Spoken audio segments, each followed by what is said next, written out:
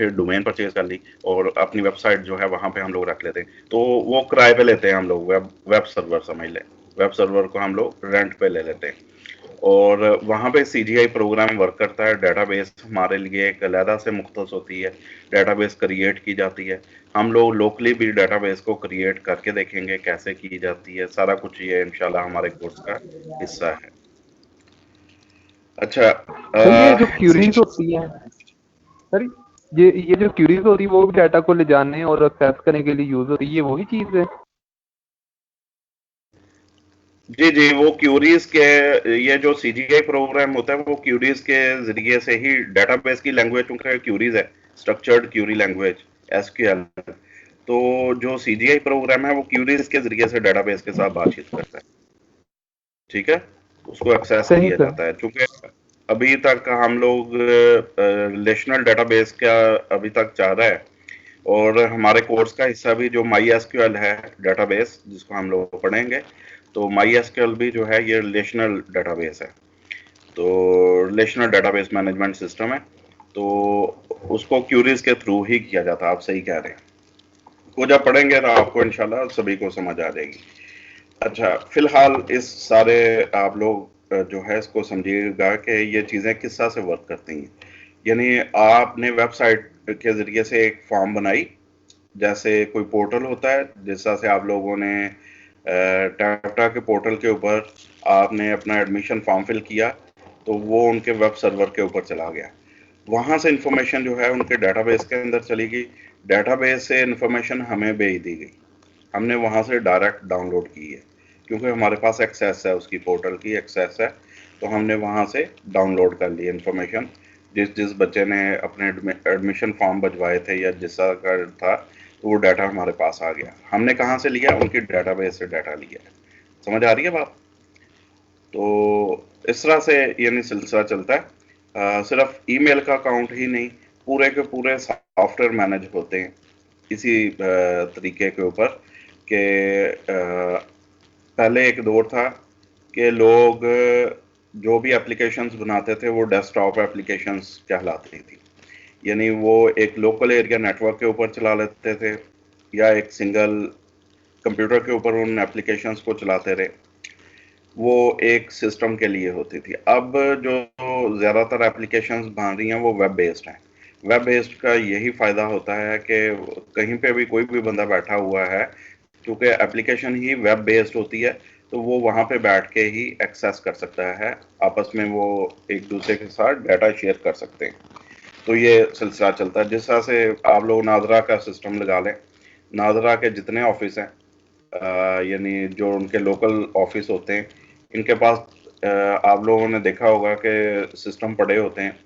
ये सिस्टम इनके पास ये खोलते हैं, जो सॉफ्टवेयर खोलते हैं जिसमें ये डाटा एंट्री कर रहे होते हैं, वो वेब बेस्ड है और वो प्रोग्राम ओपन होता है, उसका लिंक जो है उसकी डेटाबेस इस्लामाबाद में पड़ी होती है। तो वहाँ से ही जो भी जब किसी का ये रिकॉर्ड एक्सेस भी करते हैं या यहाँ से रिकॉर्ड बना के एक बंदे के क्रीडेंशियल्स लिखते हैं, उसके तमाम वो क्या लेके हैंड स्कैनिंग होती है, पिक्चर्स ली जाती हैं, वो भी सारे का सारा यहाँ से डाटा जाके सेव उनके डेटाबेस के ऊपर हो रहा होता है। तो इनके पास भी वेब बेस्ड वो प्रोग्राम्स हैं। बात समझ आ रही है बेटे? तो इस तरह से ये सारा सिलसिला कार जो है वो चल रहा है, यानी नेटवर्क इनके बने हुए हैं, थ्रू इंटरनेट जो है वो लिंक होता है, तो वो जाके सारे का सारा उनकी डेटाबेस के अंदर सेव हो रहा है। तो ये सारी पिक्चर इस चीज़ को डिपिक्ट कर रही है।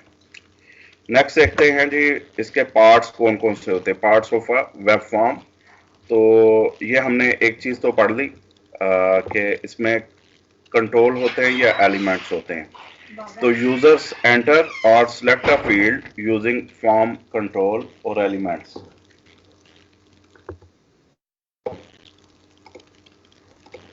हाँ बोलो।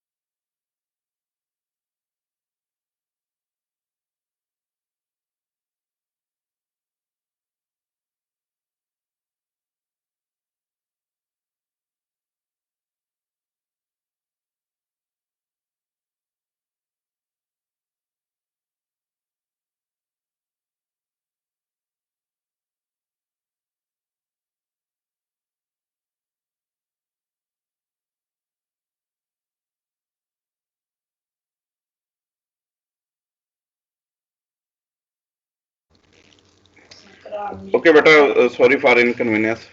चूंकि घर में हूँ तो मैं थोड़ा सा मतलब बच्चे भी आ जाते हैं। अच्छा, वो ये इसको रिकंटिन्यू करते हैं हम लोग।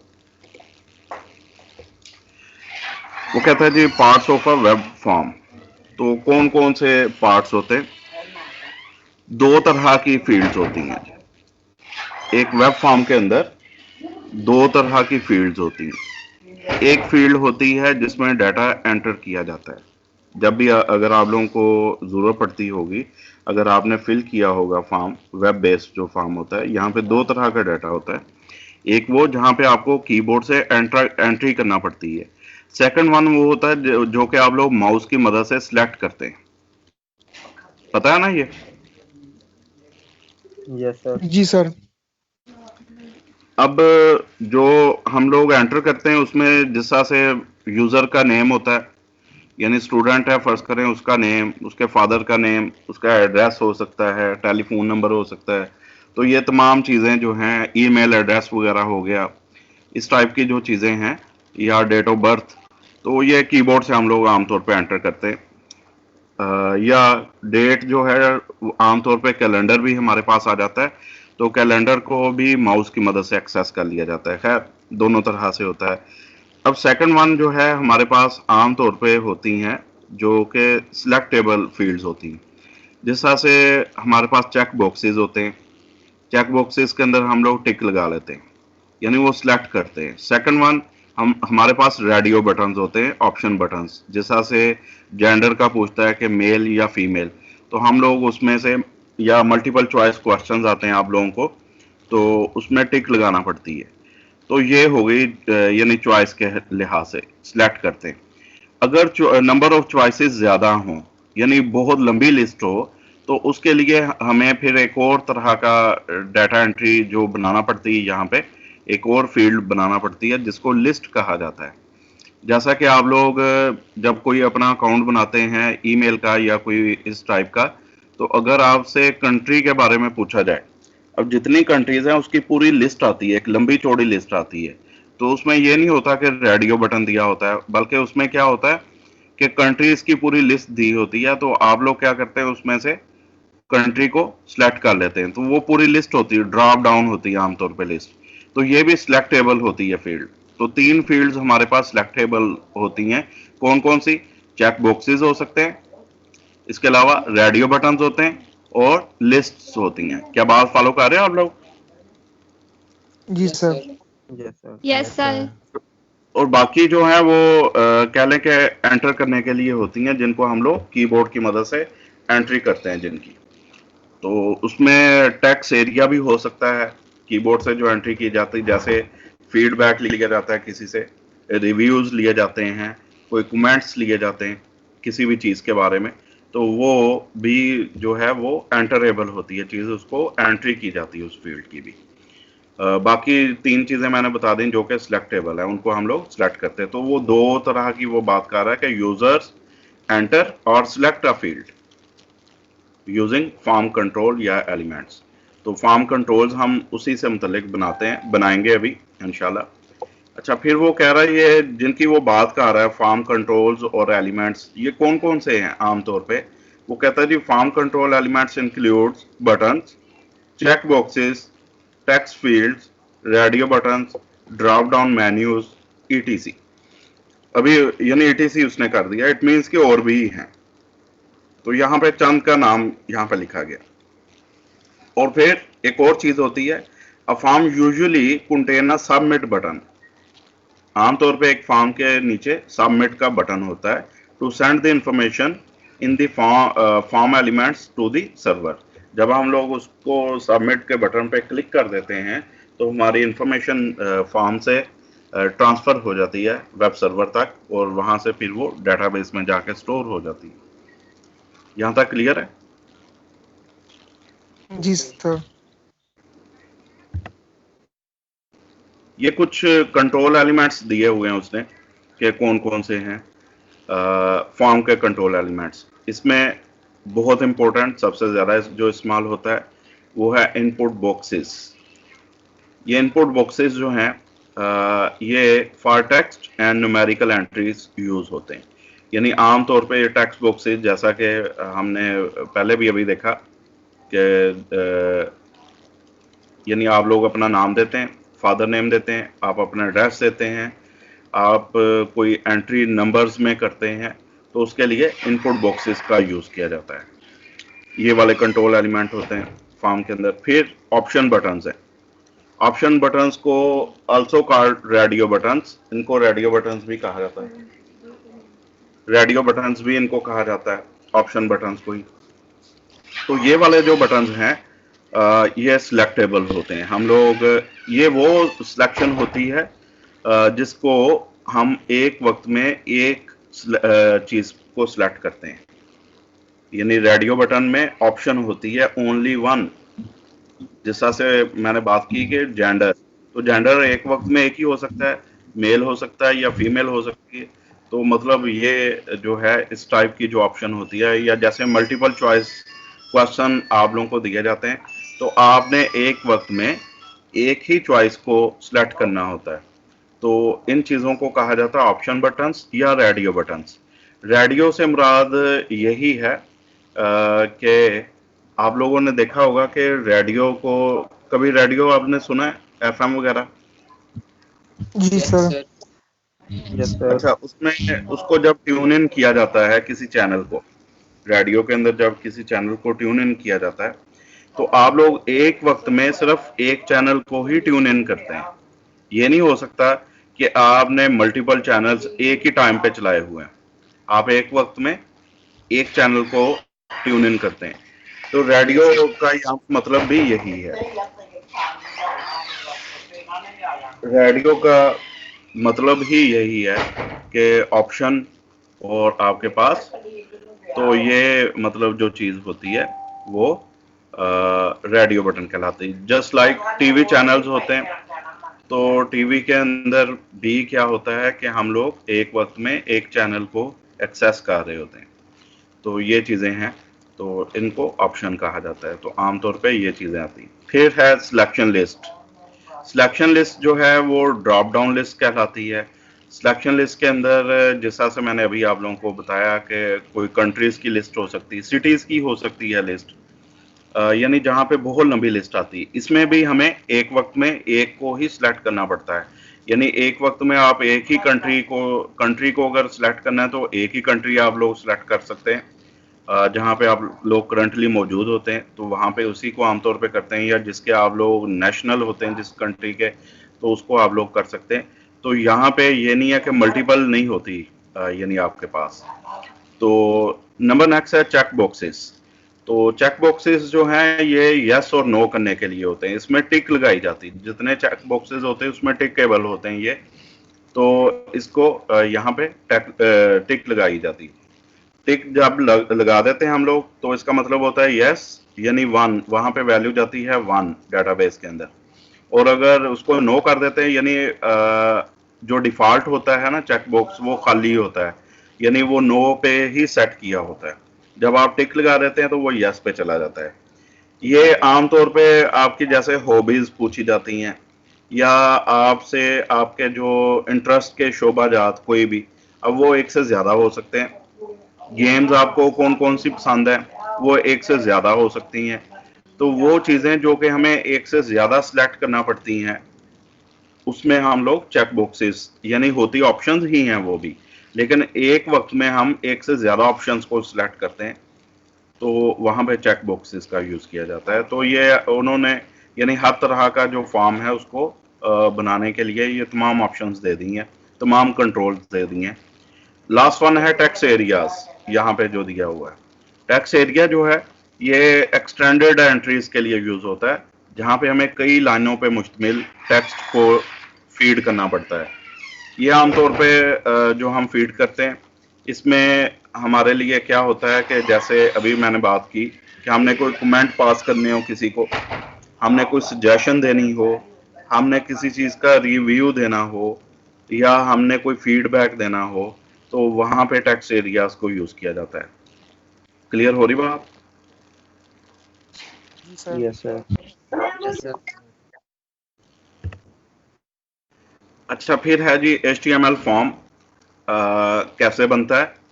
इसमें कौन कौन से टैग्स यूज होते हैं, इसकी बेसिक जो कंस्ट्रक्शन है उसका उसने बताया हुआ है। The basic construction of HTML form is this. Start होती है फॉर्म के टैग के साथ, फॉर्म को हम लोग स्टार्ट कर लेते हैं, बिगिन अ फॉर्म, फॉर्म यहाँ से स्टार्ट हो जाती है। फिर इसकी इनपुट हम लोग देते हैं इनपुट के जरिए से, जितने इसके एलिमेंट्स हैं वो इनपुट के जरिए से दिए जाते हैं, और फॉर्म यहाँ पे एंड हो जाती है। तो इनपुट जो है वो देखिएगा कि किस तरह से दी जाती है। इनपुट के लिए हम लोग क्या करते हैं, इनपुट होती है जी आस्क फॉर, यानी इनपुट में हम लोग क्या करते हैं, ask for information in one of several different ways. जो ऊपर हम लोगों ने बात की है ये वाली, ये हम लोग सारे के सारे इनपुट के अंदर देते हैं। ये जितने कंट्रोल्स हैं ये इनपुट टैग के अंदर दिए जाते हैं। अभी हम लोग प्रैक्टिकली इसको परफॉर्म करके देखेंगे। फिर वो कहता है जी there can be as many input areas as you wish. कई एरियाज हो सकते हैं जो कि आप लोग इनपुट करवाते हैं, और फॉर्म जो है फिर वो एंड हो जाती है। स्टार्ट भी फॉर्म टैग से होती है फॉर्म, और एंड भी इसी से होती है, बाकी हम लोग इनपुट करते हैं। तो ये जनाब हो गया यहाँ पे। फिर इसके नेक्स्ट है forms and server based programs. तो ये क्या होते हैं, इनको थोड़ा सा देखते हैं। फॉर्म जो है वो कहता है are used to collect information, ये अभी हम लोगों ने पहले पढ़ा था स्टार्ट में। फिर the information is then sent back to the server, यानी फॉर्म से वो इंफॉर्मेशन लेके सर्वर के ऊपर भेज दी जाती है। पिक्चर जो अभी मैंने दिखाई थी उसको जहन में रखें आप लोग। Information is stored and analysed using a program on the server. जो इंफॉर्मेशन होती है वो स्टोर भी होती है और एनालाइज होती है किस प्रोग्राम के जरिए से, जो कि सर्वर पे स्टोर होता है, जिसको हमने पढ़ा कि वो CGI प्रोग्राम होता है, कॉमन गेटवे इंटरफेस वो फ्राहम करता है, और उसके जरिए से हम लोग उसको एनालाइज भी करते हैं इंफॉर्मेशन को, और स्टोर भी करवाते हैं। अच्छा, वो डेटाबेस में चली जाती, जाहिर बात है। By giving user access to the program that react to user input, the web became a more dynamic environment where companies and user could interact। तो कहता है ये जो फॉर्म होती है ना, क्योंकि इसकी मदद से हम लोग वेबसाइट जो होती है उसके साथ इंटरेक्शन कर सकते हैं। यानी हम लोग उनका अकाउंट जब यूज कर रहे हैं, हमारे पास जो है डिफरेंट तरह की इंफॉर्मेशन आ रही। इवन आप लोग जब भी अपना ईमेल अकाउंट खोलते हैं, आप इनबॉक्स उसका ओपन करते हैं तो नई ईमेल्स आई होती हैं। आप लोग देखेंगे कि इसका मतलब कि आपका वही वाला जो वेब पेज है जो आपने अपना अकाउंट खोला, वहां पे स्टैटिक इंफॉर्मेशन नहीं रही। दो तरह की वेबसाइट्स होती हैं, एक स्टैटिक होती है, स्टैटिक वो होती है जिसमें इंफॉर्मेशन मुस्तकिल होती है, यानी उसको आमतौर पे चेंज नहीं किया जाता, वो कई कई महीनों कई साल तक वो इंफॉर्मेशन वही रहती है। और ऐसी वेबसाइट जो कि जहाँ पे डायनामिक आपको डायनामिकली जो डायनामिक वेबसाइट्स होती हैं वो यानी अपडेट होती रहती हैं, वो वाली वेबसाइट्स या वेब पेजेस अपडेट होते रहते हैं और चेंज होते रहते हैं, उसमें इंफॉर्मेशन जो है वो डिफरेंट तरह से आती रहती है। तो वो कहता है जी जो मुख्तलिफ कंपनियां हैं और जो मुख्तलिफ लोग हैं, यूजर्स हैं, वो जिस वेबसाइट के साथ जब वो इंटरेक्ट करते हैं, इंटरेक्शन कैसे होती है, फॉर्म्स की मदद से ही होती है। जैसे आप अपना रिव्यू दे देते हैं तो वो भी वहां पे रिव्यू भी आपका शो हो रहा होता है। आप मुख्तलिफ वेबसाइट्स के अंदर अगर रिव्यू दें तो वो वहां पे शो हो रहा होता है। आप जैसे जो ये फेसबुक है, फेसबुक हमें बहुत ज़्यादा जो है वो इंटरेक्ट करने का मौका देती है। यानी आप अपनी पोस्ट लगाते हैं, पिक्चर आपकी है, आप अपने पास पिक्चर बनाते हो और उसको फेसबुक के ऊपर अपलोड कर देते हैं, वहाँ पे दिखाई भी दे रही होती है। हालांकि वेब सर्वर उनका है, लेकिन आप लोग अपने अकाउंट के जरिए से उसको एक्सेस कर रहे होते हैं। फिर जो लोग कमेंट्स करते हैं आपकी पिक्चर के ऊपर, आपकी पोस्ट के ऊपर, उनके कमेंट्स भी शो हो रहे होते हैं। तो वो सारी की सारी इंटरेक्शंस हैं। इन चीज को इस वजह से ऐसी वेबसाइट जो इंटरेक्टेबल हो, जिसके साथ बहुत सारे लोग इंटरेक्शंस कर रहे होते हैं, ऐसी वेबसाइट्स को हम लोग कहते हैं ये डायनामिक वेबसाइट्स हैं। और उसमें वो ये वेबसाइट्स मुसलसल अपडेट होती रहती हैं, मुसलसल इनमें कुछ ना कुछ चेंजेस चलती रहती हैं। तो ये चीजें जो हैं वो उसको डायनामिक बनाती हैं। जबकि दूसरी तरफ जो है वो स्टैटिक होती हैं वेबसाइट्स। स्टैटिक वही होती है जैसा कि मैंने अभी बताया कि ऐसी वेबसाइट्स जिसमें कई कई साल तक या कई कई महीनों तक डाटा कांस्टेंट रहता है और उसमें इंफॉर्मेशन को तब्दील करने की जरूरत नहीं पड़ती। समझ आई बात? Yes sir. जी सर। अच्छा, फिर है जी, वो कहता है जी forms and server based programs. तो ये भी कंटिन्यूड है, यानी यहाँ से ये शुरू हुआ form and server based programs. अभी फॉर्म को यहाँ तक हमने पढ़ा है। अब सर्वर बेस्ड प्रोग्राम्स कौन कौन से हैं, वो हमें क्या वो प्रोवाइड करते हैं। सर्वर बेस्ड जो प्रोग्राम है, जो सर्वर के ऊपर स्टोर होते हैं, जैसा कि उस पे क्या होता है, वो कहता है जी ऑनलाइन डेटाबेसेस। यहाँ पे एग्जांपल दे रहा है, फर्ज करें कंटेनिंग कस्टमर इंफॉर्मेशन, यानी कस्टमर्स की इंफॉर्मेशन आपको मिल जाती है सर्वर बेस्ड प्रोग्राम के जरिए से। ऑनलाइन कैटलॉग मिल जाती है for ordering and purchasing merchandise. Follow कर रहे हो बात? आपने कोई भी मर्चेंडाइज है उसको जी ऑर्डर सर। करना है या करना है तो उसकी कैटलॉग मिल जाती। मर्चेंडाइज क्या होता है? अकाउंट्स वगैरह पढ़ी किसी ने?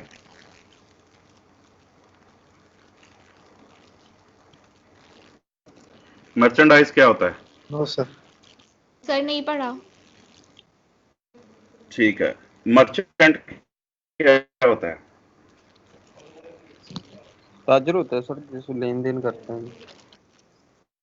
जो लेन देन करता है, यानी जो सेलर होता है बेसिकली, जो सेल करता है चीजें।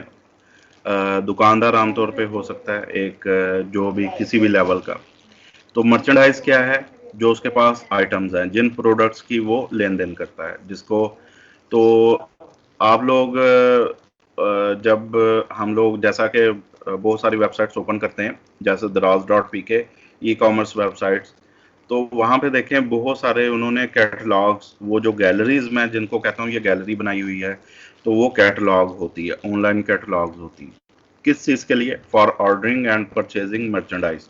अब वो कैटलॉग कहाँ से आ रही है? वो डाटाबेस के अंदर सेव होती है, और वो चेंज होती रहती हैं। ये नहीं है कि वो ही रहेंगी, जो आपने लगा दी वही रहेंगी। वो चीज़ें चेंज होती रहती हैं, आइटम्स चेंज होती रहती हैं वहाँ पे। फॉलो कर रहे हो आप? जी सर। जी सर। क्यों? उसके डायनामिक होने की वजह से। और उसको जो प्रोग्राम कर रहा होता है कंट्रोल, वो सर्वर बेस्ड प्रोग्राम होता है।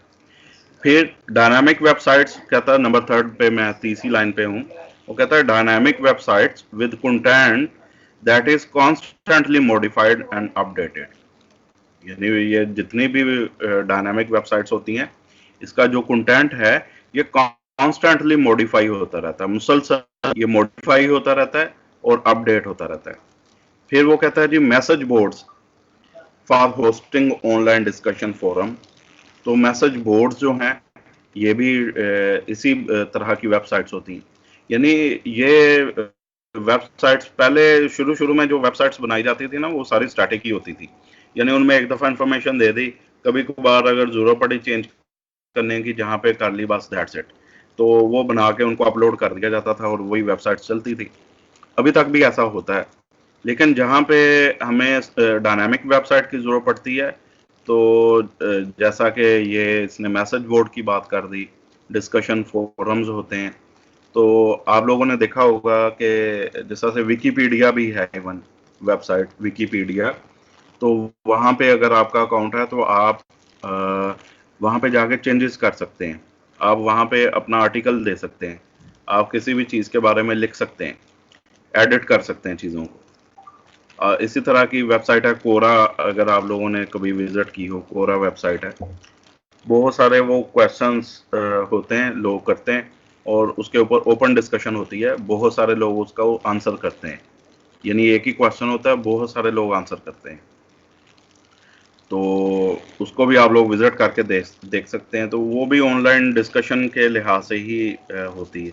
तो ऐसी, यानी कोई भी वेबसाइट जिसमें यूज़र की इंटरेक्शन हो रही है, यानी हम यहाँ पे बैठे कुछ ना कुछ उस वेबसाइट के अंदर फीड कर रहे हैं, कोई भी बंदा बैठा हुआ फीड कर रहा है। वो ऐसी तमाम वेबसाइट्स जो होते पीछे सर्वर बेस्ड प्रोग्राम चल रहे होते हैं, और हम जितना कुछ भी फीड कर रहे होते हैं उन वेबसाइट्स के अंदर, या कुछ भी हम अपलोड कर रहे हैं, वो उसके लिए जो चीज़ यूज होती है उसको फॉर्म कहा जाता है। क्लियर हो रही है बात? जी सर। Yes sir. जी सर। अच्छा, यहाँ पे कुछ उसने सर्वर बेस्ड प्रोग्राम्स की बात की है, कुछ लैंग्वेजेस हैं। ये बेसिकली जितने प्रोग्राम्स हैं ये क्या फ्राहम करते हैं, ये कॉमन गेटवे इंटरफेस देते हैं। CGI इसको कहा जाता है, स्क्रिप्ट्स होते हैं बेसिकली ये, और ये स्क्रिप्टिंग लैंग्वेजेस ही होती हैं, जैसे ASP है, कोल्ड फ्यूजन है, C++ है, PHP है, VB स्क्रिप्ट है और पाइथन है मौजूदा दौर में मज़ीद। तो हम लोगों ने इसमें से PHP को हम लोगों ने स्टडी करना है, ये हमारा फोकस्ड एरिया है PHP, जिसको हम लोग यूज़ करेंगे एज सर्वर बेस्ड प्रोग्राम, और सर्वर को जब हम लोग इंस्टॉल भी करेंगे। The web server determines which language your web form will use. तो वेब सर्वर जो है ये डिटरमिन करता है कि आपके जो है वो फॉर्म वो कौन सी लैंग्वेज यूज़ करेगी, यानी वेब सर्वर के ऊपर डिपेंड करता है कि वो कौन सी लैंग्वेज को इंटरप्रेट करता है। जैसे हम लोग जो वेब सर्वर करेंगे इंस्टॉल, वो PHP के लिहाज से होगा। तो अगर आप लोग ASP को करते हैं तो वो ASP के लिए कोई और है, C++ है उसके लिए वेब सर्वर कोई और होता है। तो ये मतलब जो इंटरप्रेट करते हैं वेब सर्वर, उसके मुताबिक हम लोग यूज़ करते हैं। फॉलो कर रहे हो बात? सर यानी कि कोई भी फंक्शन है यानी कि वो मुख्य लैंग्वेज पे परफॉर्म किया जा सकता है, लेकिन वो ये कस्टमर की रिक्वायरमेंट के मुताबिक हम उसको यूज करते हैं कि वो किस पे करना चाहते हैं। ऐसे ही है सर? ये भी कह सकते हैं। सेकेंडली देखो, जो एक वेब होस्टिंग होती है ना कंपनी, वो आपको मल्टीपल देती है वेब सर्वर्स।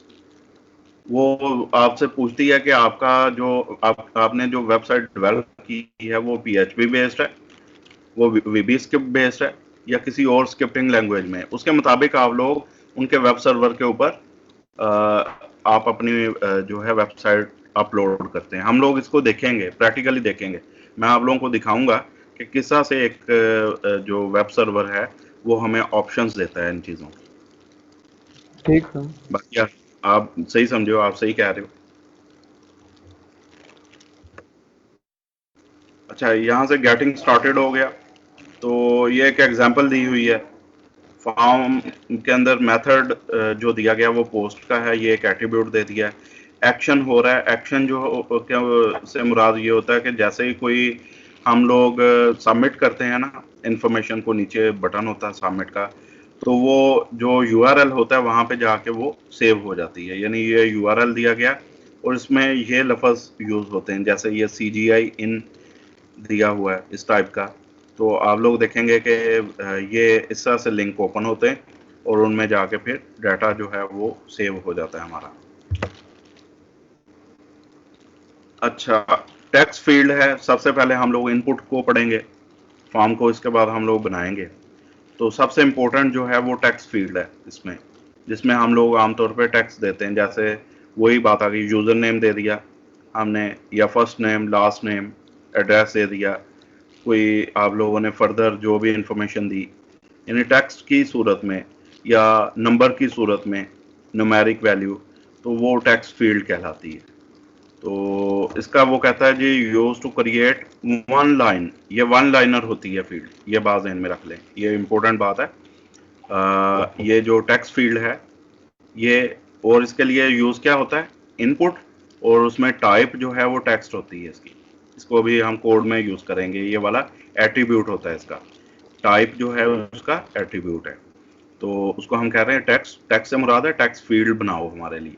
तो वो कहता है जो टेक्स्ट फील्ड बनती है वो वन लाइनर होती है, और वन लाइनर ही शो होती है ये। तो that viewers can type text, जहाँ पे व्यूअर्स जो है वो टेक्स्ट को टाइप करता है। फिर वो कहता है the default width is 20 characters, जो उसकी डिफॉल्ट विड्थ होती है जो शो करता है उसकी फील्ड की, वो 20 कैरेक्टर्स तक होती है। And you can create field of other sizes by the value in the size option. अगर आपने उसका साइज चेंज करना है तो हम एक और एट्रीब्यूट वहां पे ऐड करते हैं साइज के नाम का, और उसके अंदर हम लोग उसका साइज जो है मॉडिफाई कर सकते हैं। वैसे उसका जो विड्थ होती जो वो शो करता है वो 20 कैरेक्टर्स की। फिर एक और एट्रीब्यूट होता है मैक्स लेंथ का, कि आपने मैक्सिमम कितने कैरेक्टर्स उसमें आप लोग एंटर कर सकते हैं। तो ये करैक्टर्स के लिहाज से फील्ड जितनी भी है टेक्स्ट फील्ड, ये करैक्टर्स के लिहाज से है। तो मैक्स लेंथ से मुराद ये है कि आप इतने करैक्टर्स को लिख सकते हैं। तो ये हम लोग रिस्ट्रिक्ट कर सकते हैं उस चीज़ को। तो इस तरह से ये बनाई जाती है। इनपुट का टैग होता है, उसमें टाइप दी जाती है, उसमें उसका नेम दिया जा सकता है, उसका साइज दिया जाता है और उसकी वैल्यू, इनिशियल वैल्यू हम लोग दे सकते हैं।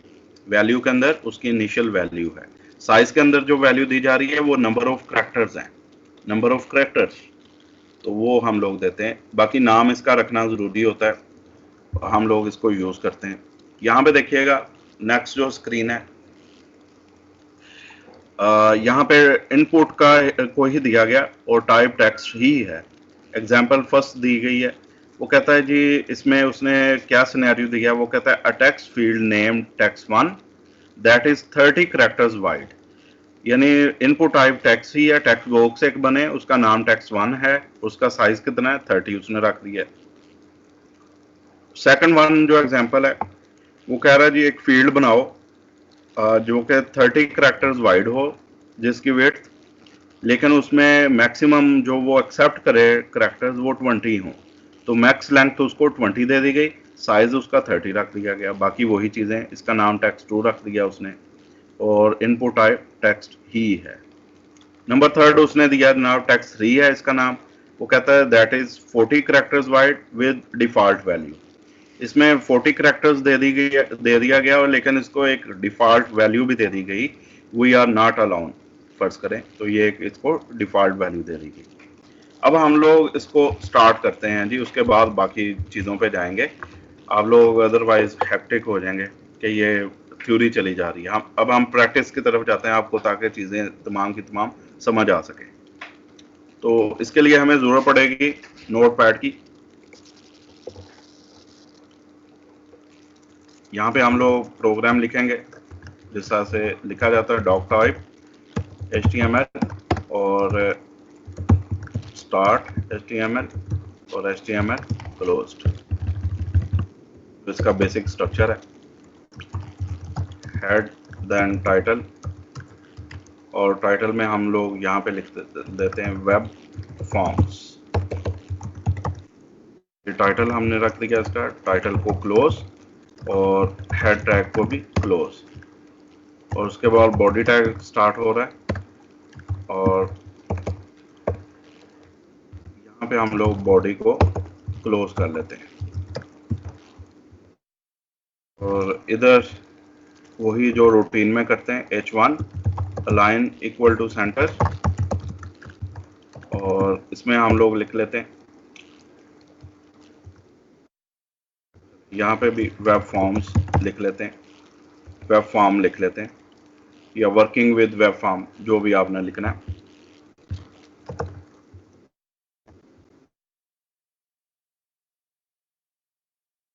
अच्छा, इसमें इसको क्लोज कर देंगे H1 को, और उसके बाद हम लोग एक HR ले लेते हैं विद नो शेड्स। ये हो गया जनाब।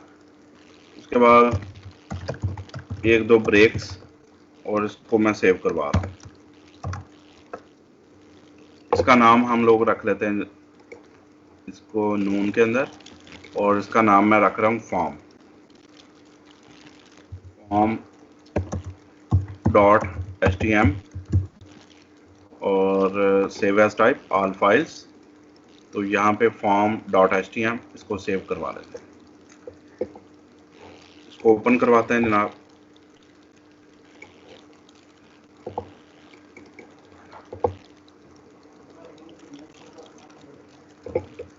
तो ये यहाँ पे आउटपुट आ गई वर्किंग विद वेब फॉर्म, और एक लाइन उसने हॉरिजॉन्टल रूल उसने शो कर दिया। अब हम लोग फॉर्म को क्रिएट करेंगे। फॉर्म क्रिएट करने के लिए स्टार्ट कहाँ से किया जाता है? फॉर्म के टैग से स्टार्ट होता है और फॉर्म के टैग से ही एंड होता है, यानी एलिमेंट जो है उसका नाम ही फॉर्म है। उसके बाद हम लोगों ने इसके अंदर मुख्तलिफ फील्ड्स देनी है। सबसे पहले फर्स्ट करें हम एक इंफॉर्मेशन लेना चाह रहे हैं यूजर से उसके फर्स्ट नेम की, तो हम यहाँ पे सो सिंपल हम यही लिखेंगे एंटर योर फर्स्ट नेम। ये हमने लिखा, इसको मैं सेव करवा रहा हूँ, वैसे लिख दिया टेक्स्ट, ये इसी तरह से शो हो जाएगा। ये देखें, एंटर योर फर्स्ट नेम, लेकिन अभी फील्ड नहीं आई जिसमें हमने उसको सेव करवाना है, इंफॉर्मेशन देनी है। जो बॉक्स है वो नहीं आया। क्यों नहीं आया? क्योंकि अभी हमने दिया नहीं है। तो उसके लिए जो टैग यूज होता है उसको कहा जाता है इनपुट। ये इनपुट के अंदर ही इनपुट टैग स्टार्ट कर लिया और यहाँ पे एक सिंगल है, ये यहाँ इसी के अंदर सारा कुछ हम लोग देंगे तो इनपुट हो जाएगा। सबसे पहला इसमें एट्रीब्यूट देना है टाइप। इनपुट जो है उसकी टाइप हम क्या देने जा रहे हैं? टेक्स्ट बॉक्स, यानी टेक्स्ट है। फिर इसका नेम, वो कहता है जी नाम इसका बताओ, तो नेम हम इसका रख लेते हैं। फर्ज करें चूंकि हम फर्स्ट नेम ले रहे हैं तो इसका नाम हम लोग एफ नेम रख लेते हैं इस टेक्स्ट बॉक्स का। ये नेम क्यों रखा जा रहा है? इसकी हमें जरूरत पड़ती है CGI प्रोग्राम में। जब हम लोगों ने डेटाबेस में ये एंट्री करवानी है यानी स्टोर करवाना है तो हमें इसको आइडेंटिफाई करने के लिए इस टेक्स्ट फील्ड को इसका नाम रखना पड़ता है। बात क्लियर हो रही है? नाम क्यों रख रहे हैं?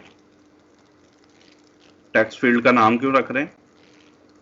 सर जब PHP वगैरह के लिए एक्सेस करना होता है ना तो फिर यूज होता है।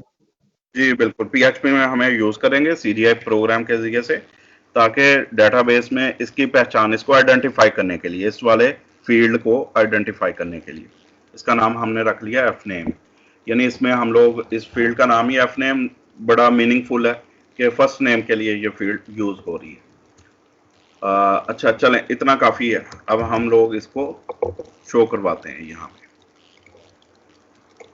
तो ये देखें, एक फील्ड उसने क्रिएट करके दे दी, एंटर योर फर्स्ट नेम, और ये फील्ड बन चुकी है। और ये 20 करैक्टर वाइड है, यानी आप लोग अगर करैक्टर्स लिखना शुरू कर देंगे, देखें 1 2 3 4 5 6 7 8 9 10 11 12 13 14 15 16 17 18 19 20, ये 20 टोटल उसने शो कर दी है, यानी 20 करैक्टर वाइड उसने बनाया है इसका साइज। फॉलो कर रहे हो आप? Yes sir. जी सर। लेकिन इंफॉर्मेशन आप लोग बहुत ज्यादा इसमें सेव कर सकते हैं। ये देख लो चलती जा रही है, होता वन लाइनर है, लेकिन वो वन लाइनर ही आप जो भी इसमें टाइप करते जाएंगे वो सारा कुछ आता जाएगा, यानी चलता जा रहा है वो। इस चीज को भी हम लोग रिस्ट्रिक्ट कर सकते हैं। एक तो ये हो गया, यानी साइज है इसका, उसने 20 करैक्टर डिफॉल्ट रखा है। हम इसको चेंज कर सकते हैं साइज के एट्रीब्यूट की मदद से। अगर हम इसको 40 कर देते हैं तो अब देखिएगा ये 40 करैक्टर वाइड उसने शो कर दिया है। Yes sir. तो आप लोग इस तरह से इसको चेंज कर सकते हैं। बाकी लिखना आपने कितना लिखना है उसको कैसे रिस्ट्रिक्ट करना है। अब हमने 40 करैक्टर्स तो इसको कर दिया।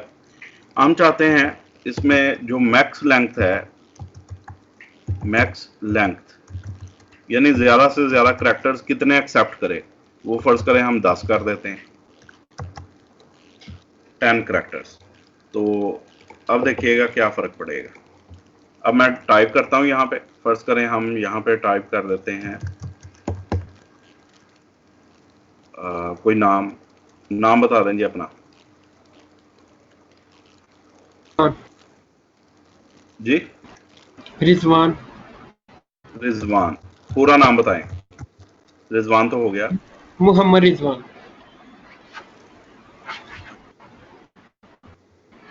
मोहम्मद रिजवान। अच्छा, मैक्स लेंथ का स्पेलिंग सही लिखें, मैक्स लेंथ।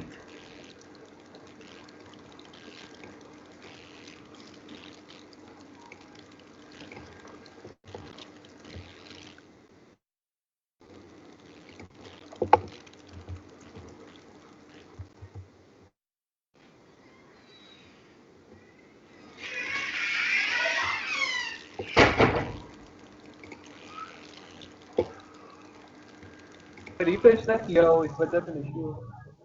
मैं करता हूं उसको, रिफ्रेश नहीं किया था, यही वजह है। रिफ्रेश नहीं किया था, यही रीजन है। अच्छा, अब यहाँ पे लिखते हैं मोहम्मद। ये देखिए, अब मुझे नहीं लिखने दे रहा, मैं कीबोर्ड को प्रेस कर रहा हूँ, कीज को प्रेस कर रहा हूँ, लेकिन वो नहीं लिखने दे रहा। समझ आ रही बात? Yes sir. Yes sir. तो हमने रिस्ट्रिक्ट कर कि इतने से ज़्यादा एंट्री ना कर सके, अदरवाइज तो वो वैसे ही एक स्कैम बन जाता है, या वो जो वैल्यू होती है वो वैसे ही मतलब चली जाती है इस तरह से। तो यानी वो देखें, जैसा पहले मैं टाइप करता जा रहा था, जितनी मर्जी लंबी एंट्री कर लें, तो हम लोग रिस्ट्रिक्ट कर देते हैं मैक्स लेंथ की मदद से। तो ये HTML के अंदर ही रिस्ट्रिक्शन उन्होंने दे दी, हमें आसानी दे दी है। ओके, ये हो गया। अब इसको हम थोड़ा बढ़ा देते हैं, 20 कर देते हैं। 20 करके रिफ्रेश करेंगे तो अब देखिएगा रिजवान अहमद चले, या अब आगे नहीं वो एंट्री करने दे रहा, तो 20 करैक्टर्स तक उसने हमें एंट्री दे दी। अच्छा, फिर हम नेक्स्ट फील्ड इसमें एंटर करना चाह रहे हैं, तो वो दे सकते हैं। अच्छा, उसके लिए भी हम लोग क्या करेंगे, एंटर फर्स्ट करें योर लास्ट नेम, तो इनपुट करवाएंगे type is equal to text, यानी टेक्स्ट फील्ड एक बनाओ हमारे लिए। उसका नेम क्या रखना है टेक्स्ट फील्ड का, आइडेंटिफिकेशन के लिए last name, L name. Size कितना रखो उसका भी 40 रख दो, और मैक्स लेंथ कितनी एक्सेप्ट करें वो हम लोग दे सकते हैं। यहाँ पे भी हम लोग 20 दे सकते हैं। तो ये हो गया जनाब। अच्छा, ये उसके साथ ही आगे बना देगा इस तरह से। तो ये डिपेंड करता है आपने लाइन ब्रेक करवानी है या नहीं करवानी। तो अगर करवानी है तो क्या करेंगे, सिंपली हम लोग यहाँ पे BR को ऐड कर देंगे। BR के 2 टैग्स मैंने दे दिए, ब्रेक लाइन। समझ आ रही बात? जी सर। Yes sir. ओके। अच्छा, अब इसी तरह से आप लोग दे सकते हैं इसको। फर्स्ट करें एंटर योर ईमेल,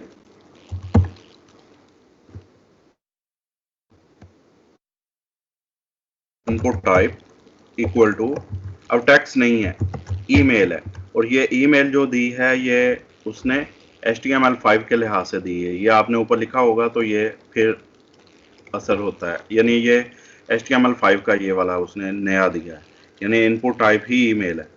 इसका देखिएगा फ़ायदा क्या होगा, हमें इसका नाम रख लेते हैं, नाम भी इसका हम लोग रख लेते हैं, ईमेल ही रख लेते हैं इसका नाम, क्योंकि ईमेल ही ली जा रही है। तो आइडेंटिफिकेशन के लिए भी ईमेल ही रख लेते हैं, टाइप भी यही है, नाम भी यही रख लिया हमने। यहाँ पे साइज़ वगैरह भी चलें, साइज़ भी मेंशन कर देते हैं। साइज़ इक्वल टू इसको 40 ही रहने देते हैं, चले 40 करैक्टर्स, ठीक है। तो इसको मैक्स लेंथ देने की ज़रूरत नहीं है, जो ईमेल एड्रेस होगा वही आएगा। तो ये हमने रख दिया।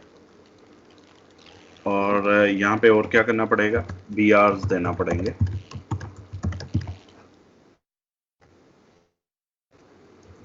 तो ये BR दे रही है। ईमेल अब वो पूछ रहा है, तो हम लोग जब इसको देंगे, जैसे ये मोहम्मद, और इसको हम लोग यहाँ से इधर एंटर कर लेते हैं, मोहम्मद रिजवान। अब यहाँ पे मैं ऐसे ही एंट्री करने की कोशिश करता हूँ, कुछ भी मैं लिख देता हूँ, ठीक है। अच्छा, अभी हमने बटन नहीं लगाया, बटन भी लगाते हैं ताकि ये समझ आ सके। बटन लगाने के लिए हमें अगेन ब्रेक्स देंगे और इनपुट देंगे type is equal to submit, यानी सबमिट हमें चाहिए। सबमिट से मुराद है कि सबमिशन चाहते हैं। नेम हम रख लेते हैं अब मेट बटन BTN, चलिए सबमिट बटन इसका नाम है, ये सबमिट बटन के लिए हमने रखा। और इसकी वैल्यू वो होगी जो हम वहां पे शो करवाना चाह रहे हैं। देखिएगा, अभी वैल्यू रहने देता हूं मैं, ऐसे ही आप लोगों को शो करवा। उसने लिखा सबमिट क्यूरी, ये क्लिक किया, उसने कहा please enter an email address. Email address यहाँ पे दो, आप कुछ भी देते हैं तो यानी अगर आप फर्ज करें यहाँ पे दे देते हैं yahoo.com, तो फिर भी वो कह रहा है please enter an email address, यानी जब तक एक प्रॉपर ईमेल एड्रेस नहीं देंगे वो आपकी जान नहीं छोड़ेगा। You follow? Yes sir. अच्छा, फिर सबमिट क्यूरी है, तो सबमिट क्यूरी के अंदर हम लोग इसको वैल्यू देंगे। अब सबमिट क्यूरी जो दी हुई हम वहां पे वो चेंज करना चाह रहे हैं, हम यहाँ पे फर्ज करें लिख देते हैं ओके।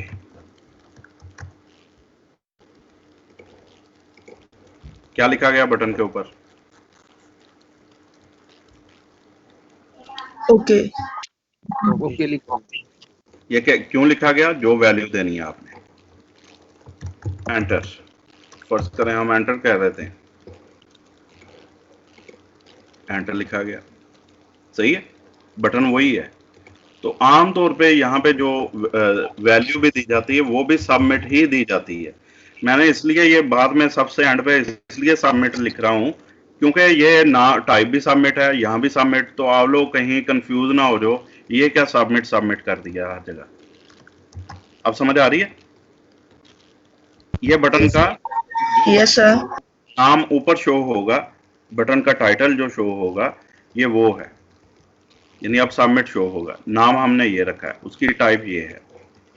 तो इसको सेव करवाते हैं, रिफ्रेश करवाएंगे तो अब सबमिट आ गया।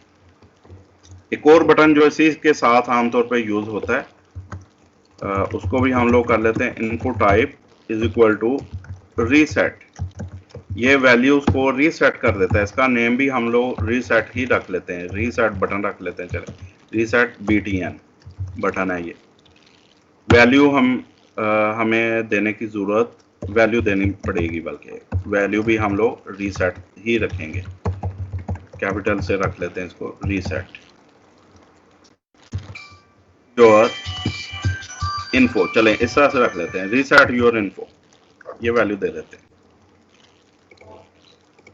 तो रीसेट योर इन्फो, जैसे हम इसके ऊपर क्लिक करेंगे ये काम करेगा। ये देखें सारा उसने ब्लैंक कर दिया, इसका मतलब हमने रीसेट कर दी है, हम नई वैल्यूज को ऐड करने जा रहे हैं। समझ आ रही बैठे बात? ये बटन वर्क करता है। Yes sir. तो अभी सबमिशन किसी कहीं पे भी नहीं हो रही, सबमिशन जब तब होगी जब इसके साथ हम लोग PHP को लिंक करेंगे, कोई वेब सर्वर को लिंक करेंगे, तो सब तब हमारा डाटा जो है वो सबमिट होगा, कहीं पे जाएगा। क्लियर? Yes sir. अच्छा, फिर हम लोग यहाँ पे दे सकते हैं फर्स्ट करें और दे देते हैं साथ जी बेटा, मिशन अदर रिस्पांस। समझ नहीं आई क्या?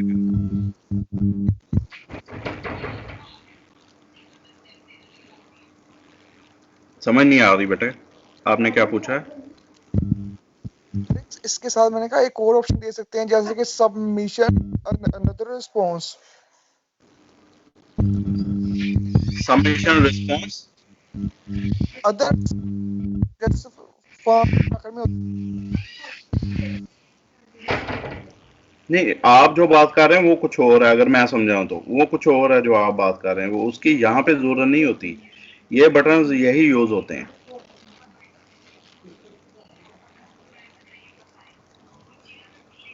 ये आप थोड़ा सा मुझे एलैबोरेट करें, मुझे समझ नहीं आई आपने क्या प्रॉपरली पूछा है।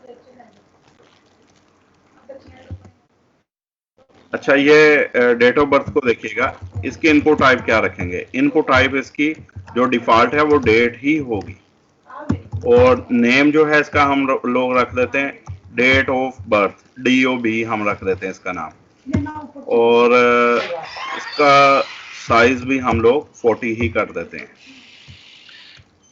मैंने बोला था कि नंबर जो न्यूमेरिक वैल्यूज हैं उनको आप डबल कोट्स में भी दे सकते हैं, डबल कोट्स के बगैर भी दे सकते हैं। हेलो।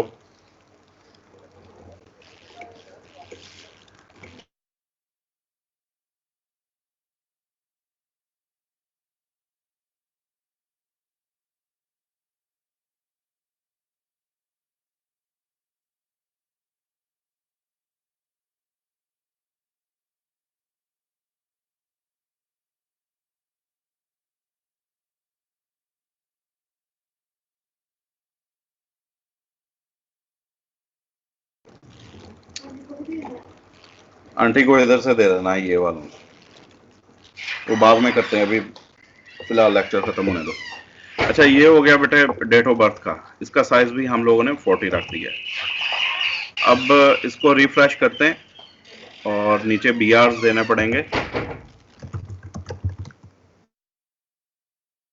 लाइंस। तो ये जनाब आ गया।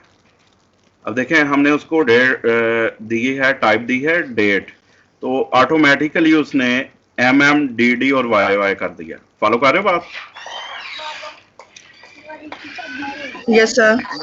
जब आप इसके ऊपर क्लिक करेंगे तो आपको कैलेंडर शो होगा ऑटोमेटिकली।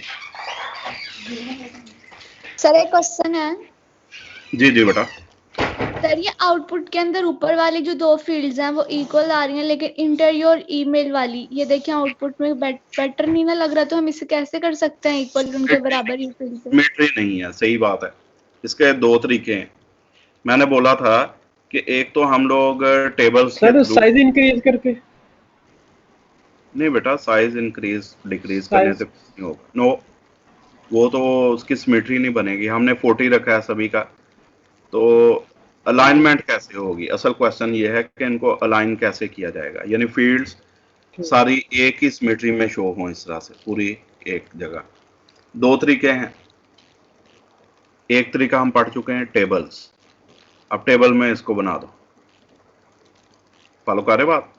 2 सेल्स ले लें, एक सेल में आप लोग ये वाली एंट्री करें, एंटर योर फर्स्ट नेम, और सेकंड में आप लोग इनपुट बॉक्स बना दें उसका।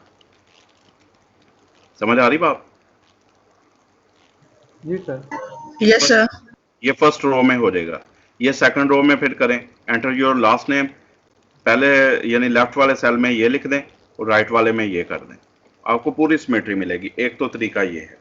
सेकंड वे है डिव। डिव को अभी हमने किया नहीं। डिव का जो है ना क्या कहते हैं टैग, उसको अभी हम लोगों ने नहीं किया। डिवीजन उसको करेंगे, एंड पे करेंगे उसको। तो ये आप लोग अभी टेबल के जरिए से इसको मैनेज कर सकते हैं। इवन आप लोग इसको फिर सेंटर लाइन भी कर सकते हैं, पूरे टेबल को सेंटर लाइन कर दें तो आपको सेंटर में मिलेगा। आप बॉर्डर लगा सकते हैं टेबल को, तो ये बॉर्डर लगा हुआ मिलेगा आपको फॉर्म के गेट। फॉलो कर रहे बात? Yes, sir. Yes, sir. उसमें कीजिएगा बल्कि। हाँ एक और चीज होती है इसमें, हम लोग यहाँ पे लगा लेते हैं उसको फॉर्म के बाद, फॉर्म के फौरन बाद इसके अंदर एक टैग होता है which is called field set. यहाँ पे स्टार्ट और फॉर्म जहाँ पे एंड हो रही है उससे पहले ये यहाँ पे इसको हम लोग क्लोज करेंगे फील्ड सेट। इसका फायदा क्या होगा, इसको मैं सेव करवा रहा हूँ। इसका फायदा देखिएगा क्या होगा। एक बॉक्स उसने लगा दिया इसके लिए, फील्ड सेट। समझ आई बात? जी सर। ये भी फॉर्म के लिए है। फिर इसको नाम भी दिया जा सकता है फील्ड सेट को। यहाँ पे इसके नीचे ही नाम बेसिकली इस तरह से देंगे, लेजेंड। लेजेंड के नाम का हमारे पास टैग होता है स्टार्टिंग, और लेजेंड के नाम से ही इसको हम लोग बंद करते हैं। तो यहाँ पे हम लोग लिखेंगे, फर्ज करें student information form, student information form या एडमिशन फॉर्म या जो भी, तो ऊपर ये उसने लिख दिया। इसकी अलाइनमेंट कर सकते हैं, इसको अलाइन कर लेते हैं यहाँ से लेजेंड के अंदर। अलाइन इज इक्वल टू, फर्ज करें इसको मैं सेंटर कर देता हूँ, सेंटर लाइन। तो एडमिशन फॉर्म कर लेते हैं यहाँ पे, एडमिशन फॉर्म, ये आ गया। क्लियर? Yes, sir. ये जी sir. Yes sir. Show legend उसने शो कर दिया। अच्छा ये चीज़ें इस तरह से आप लोग कर सकते हैं। ये हो गया। उसके बाद लास्ट नेम, ईमेल हो गया, डेट ऑफ बर्थ हो गई, ठीक है। अब हम लोग एक और देते हैं, यहाँ पे टेक्स्ट एरिया चले कर लेते हैं आज एक और, बटन से पहले जी बेटा। सर ये जो आपने लेजेंड का टैग यूज किया इसका मतलब यही था कि उसको लाइन के अंदर टेक्स्ट लिख देगा, मतलब जी लाइन। एग्जैक्टली। और अगर हम लेजेंड चाह रहे हैं कि हमने लाइन के ऊपर करना है तो कोई और टैग यूज वो करेंगे? लहदा से लिखेंगे, फिर लहदा से फॉर्म से बाहर लिखेंगे वो टाइटल, वो फॉर्म से बाहर लिखेंगे फिर। ठीक है। अच्छा, एक इनपुट के अलावा हमारे पास होता है टेक्स्ट एरिया। टेक्स्ट एरिया भी आप लोग दे सकते हैं, लेकिन देना उसको फॉर्म के अंदर ही है, यानी ये जो सबमिट है बटन उससे पहले, सबमिशन से पहले है टेक्स्ट एरिया स्टार्ट और टेक्स्ट एरिया क्लोज। अच्छा, इस पे बाद में आते हैं, पहले इसको रीड कर लें, फर्दर आप दोबारा से इसको रीड कर लेते हैं। काफ़ी सारी चीज़ें आप लोगों को समझ आ गई हैं प्रैक्टिकली। पासवर्ड अभी रहता है, इसको भी अभी हम लोग करेंगे। यानी पासवर्ड लगाने के लिए क्या किया जाता है, तो इसके में भी साइज़ वगैरह होता है और मैक्स लेंथ होती है, इसको भी सेट किया जा सकता है। बिल्कुल वही है चीज़, सिर्फ इनपुट टाइप का फ़र्क है। अच्छा, फिर है जी टेक्स्ट एरिया। ये टेक्स्ट एरिया को देख लेते हैं। टेक्स्ट एरिया देखिएगा कैसे डिफाइन होता है। टेक्स्ट एरिया स्टार्ट और एंड भी इसी से हो रहा है। फिर इसके एट्रीब्यूट्स हैं, नेम, कमेंट्स के लिए ये लिया गया तो नेम रख दिया इसका। कितनी रोज रखनी है टेक्स्ट एरिया की, 6, कॉलम्स 45 रखें, कॉल्स 45। 6 ये होता है मल्टी लाइन बेसिकली, ऊपर से पढ़िएगा तो आपको समझ आ जाएगी। वो कहता है text fields that have more than 1 line, ऐसी फील्ड टेक्स्ट फील्ड जो कि एक लाइन से ज्यादा हो, and can scroll as the viewer enter more text, और उसमें एक वो स्क्रॉल भी कर सके जैसे ही जो व्यूअर है उसमें ज्यादा टेक्स्ट को एंटर करें। तो the tag option defines the size of the field by the number of rose and character columns. तो हम लोग उसको डिफाइन कर सकते हैं किस तरह से, नंबर ऑफ रोज से कि कितनी रोज शो करे, और यानी जो शो करे, बाकी ज़्यादा एंट्री हो सकती है उसमें। और कॉलम्स कितने दे, कॉलम से मुराद है कितने करैक्टर्स का वाइड वो शो करे। वेड्थ जो है वो करैक्टर्स में है, यानी कॉल्स के लिहाज से जो 45 दिया गया यहाँ पे वो करैक्टर्स हैं बेसिकली, यानी हमें एक लाइन में, और ये मल्टी लाइनर है। पिछले जो हमने पढ़ा था टेक्स्ट, इनपुट टेक्स्ट, वो था क्या था, टाइप जो थी टेक्स्ट थी इनपुट में, वो क्या थी बेटा, वो क्या थी सर? सिंगल लाइन थी। सिंगल लाइनर थी वो। तो यहाँ पे क्या है, यहाँ पे मल्टी लाइनर है, तो यही जी। और फिर रैप की इसमें ऑप्शन आती है, वर्चुअल इसको दिया गया है। तो रैपिंग जो होती है ये ऑटोमेटिकली होती है, यानी जैसे ही एक लाइन एंड हो तो सेकंड लाइन ऑटोमेटिकली स्टार्ट कर ले। तो ये चीज़ें होती हैं, इसको भी हम लोग अप्लाई करके देखते हैं। तो देखिएगा, ये टेक्स्ट एरिया हमने स्टार्ट और एंड कर लिया है। अब इसमें इसका नेम रखेंगे। नेम फर्स्ट करें, इसको हम देना चाह रहे हैं फीडबैक के लिहाज से, फीडबैक, और ऊपर एक लाइन भी दे देते हैं, एंटर योर फीडबैक।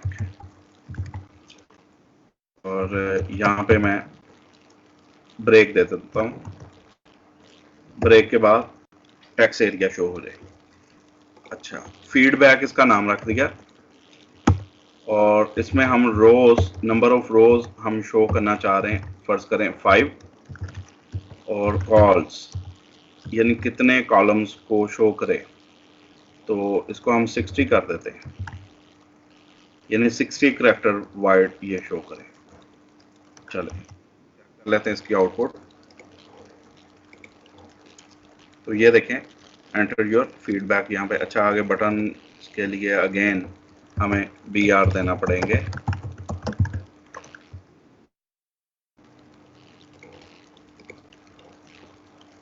तो ये आ गया अपना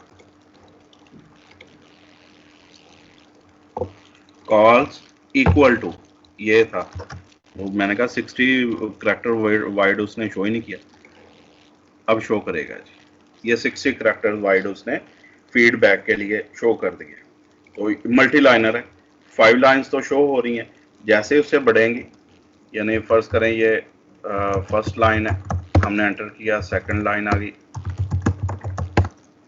थर्ड लाइन है, फोर्थ लाइन है, फिफ्थ लाइन है,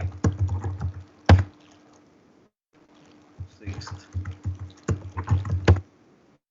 साथ ही स्क्रॉल बार आ गया। समझ आ रही बेटे बात? Yes sir. जी सर। तो इस तरह से आप लोग कर सकते हैं। तो इसमें काफी सारा जो है यानी मल्टी लाइनर होता है, तो आप कई तरह का डाटा Yes, जो है उसमें कर सकते हैं। बाकी इसमें मेथड को हम लोग देखेंगे और चीज़ों को देखेंगे इंशाल्लाह कल, अभी 4 बजने वाले हैं। तो आपने इसमें अगर तो टेबल का यूज़ करते हैं तो आप देखिएगा कि क्या इसमें हम लोग कलर वगैरह भी ऐड कर सकते हैं बैकग्राउंड के तौर पे या कुछ हिस्सा से। वैसे बाय द वे हम लोग यहाँ पे करके देख लेते हैं, फॉर्म के अंदर ही बीजी कलर, क्या कलर अप्लाई होता है। तो इसको हम चले एक्वा दे देते हैं जी, कलर नहीं हुआ, यानी यहाँ पे वो हमें नहीं करने दे रहा है। अगर चले इसको एक और तरीके से मैं ट्राई करता हूँ। आप लोग वैसे उसमें टेबल में तो कर सकते हैं, टेबल के आप देते हैं तो वहाँ पे वो आ जाता है बैकग्राउंड के तौर पे। यहाँ पे अगर मैं डिव दे देता हूँ, डिव स्टार्ट, और डिव जो है यहाँ पे एंड हो रही है।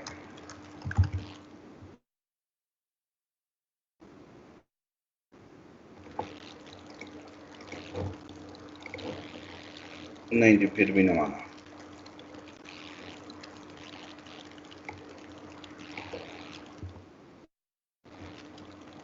चलें इसको फिलहाल रहने देते हैं। बाकी आप लोग ये जी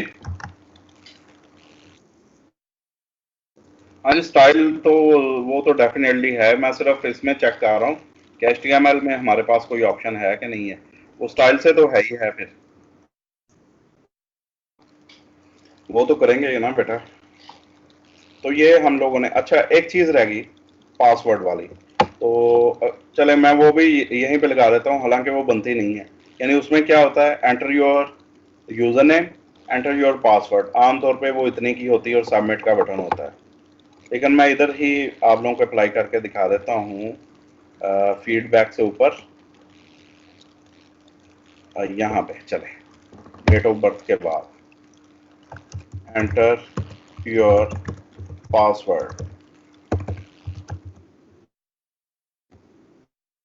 तो input type equal to password,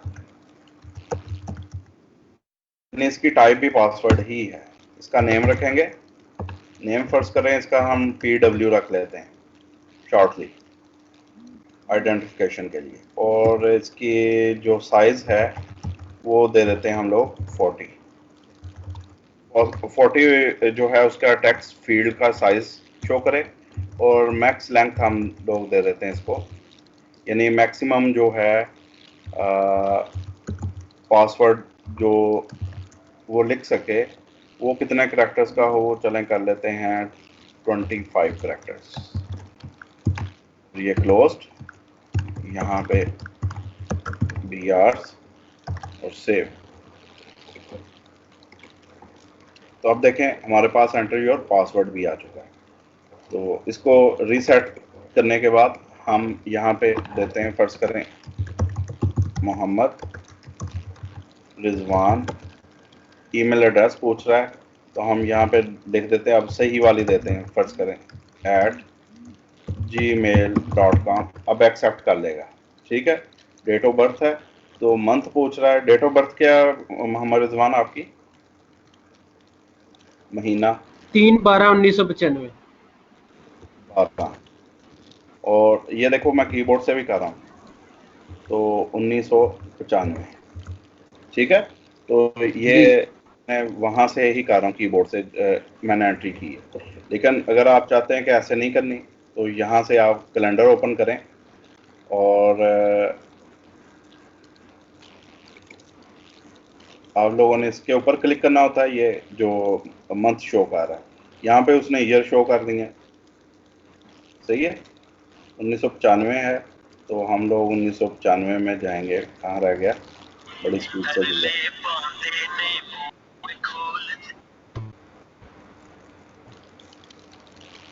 ये 1995, तो 12 के लिए हम लोग दिसंबर को सिलेक्ट करेंगे और उसके बाद जनाब आ गया दिसंबर 1995 आ गया।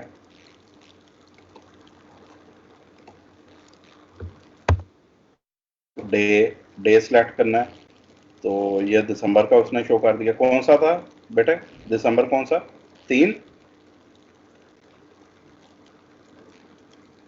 3 दिसंबर था जी सर, 3 दिसंबर। जी, तो ये संडे बन रहा था आपका, ठीक है। उसने कैलेंडर भी शो कर दिया 3 दिसंबर 1995 संडे, तो संडे को वो शो कर रहा है जी। ओके, पासवर्ड हम कोई भी जो देंगे वो बोल्ड सर्कल्स में उसको शो करेगा। फीडबैक आप लोग दे सकते हैं कुछ भी, और इसको फिर सबमिट कर देना आप। क्योंकि अब पासवर्ड दिया है तो वो पूछ रहा है ये जो ईमेल एड्रेस दिया और ये पासवर्ड, इसको सेव कर दूं। ये ब्राउज़र पूछ रहा है, ये पूछेगा, क्योंकि हमने अब पासवर्ड भी दे दिया तो हम सेव नहीं करना चाह रहे। Follow? Yes sir. Yes sir. तो ये इस तरह से आप लोगों ने बेटे फॉर्म बनाना। क्लियर? Okay sir.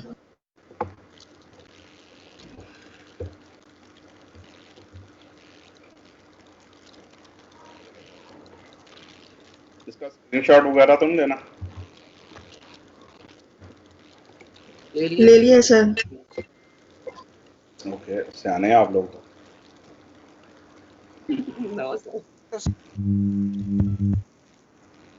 सर काफी लिया है मैंने अभी। ठीक है बेटा, तभी मैंने कहा।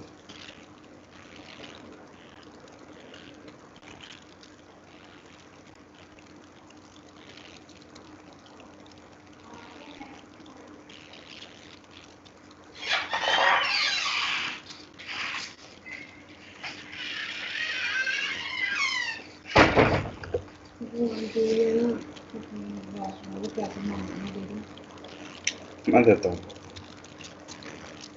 ये यहाँ से भी इसका एक स्क्रीनशॉट ले लें जहाँ पे बटन्स वगैरह लगाएं।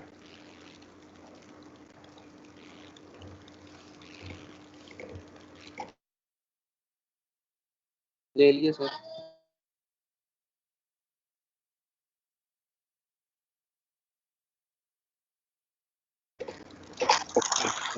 आप फिर लीव कर सकते हैं बेटा।